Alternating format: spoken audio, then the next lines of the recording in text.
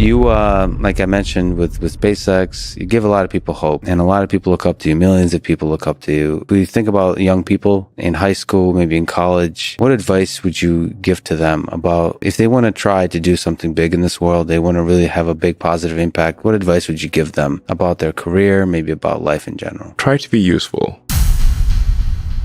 Do things that are useful to your fellow human beings, to the world. It's very hard to be useful. Are you contributing more than you consume? Try to have a positive net contribution to society. Not to try to be sort of a leader for the sake of being a leader or whatever. If you can live a useful life, that is a good life, a life worth having lived. And like I said, I would encourage people to use the mental tools of physics and apply them broadly in life. They're the best tools.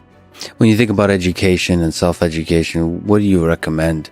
So there's the university, there is self-study, there is hands-on sort of finding a company or a place or a set of people that do the thing you're passionate about and joining them as early as possible. There's taking a road trip across Europe for a few years and writing some poetry. Which trajectory do you suggest? In terms of learning about how you can become useful, as you mentioned, how you can have the most positive impact. Well, I'd encourage people to read a lot of books. Basically, try to ingest as much information as you can and try to also just develop a good general knowledge. So you at least have like a rough lay of the land of the knowledge landscape. Try to learn a little bit about a lot of things, because you might not know what you're really interested in. How would you know what you're really interested in if you're at least like doing a peripheral exploration of broadly of the knowledge landscape? But just generally, like I said, I would encourage people to read broadly in many different subject areas. Try to find something where there's an overlap of your talents and what you're interested in. So people may be good at something, or they may have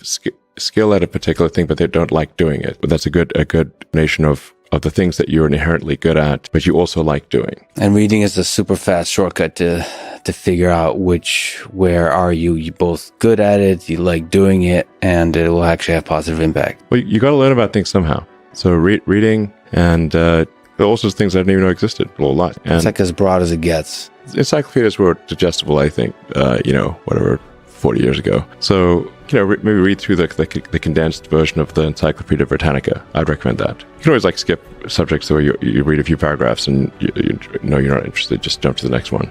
So read the encyclopedia, skim through it. Put a lot of stock and certainly have a lot of respect for someone who puts in an honest day's work to do useful things. I mean, it's all walks of life. I've seen that. One of the reasons Rogan inspires me is he celebrates others a lot, not creating a constant competition. Like there's a scarcity of resources. What happens when you celebrate others, and you promote others, the ideas of others, it actually grows that pie. I mean, the resources become less scarce, and that applies in a lot of kinds of domains. It applies in academia, where a lot of people see some funding for academic research is zero sum. It is not. If you celebrate each other, if you get everybody to be excited about AI, about physics, about mathematics, I think there'll be more and more funding, and I think everybody wins. Yeah, that applies, I think, broadly. Yeah, exactly.